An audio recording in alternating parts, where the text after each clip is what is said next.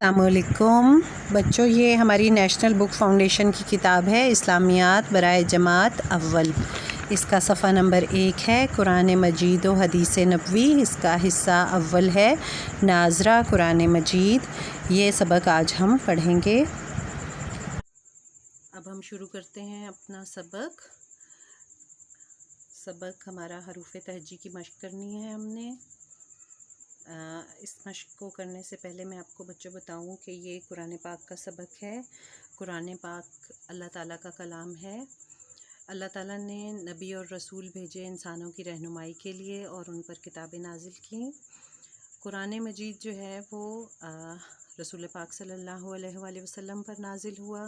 قرآن مجید میں آپ کو پتہ ہے کہ 30 سپارے ہیں، لیکن آج میں آپ کو بتاؤں گی کہ اس میں قرآن مجید میں جو صورتیں ہیں وہ 114 ہیں۔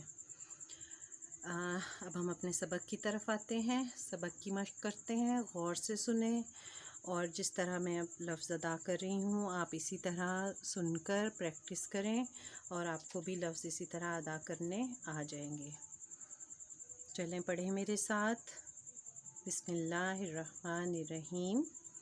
الف با تا سا جیم ہا خا دال زال را زا سین شین صاد ضاد طا ظا عین غین فا قاف کاف لام میم نون واو ہا حمزہ یا۔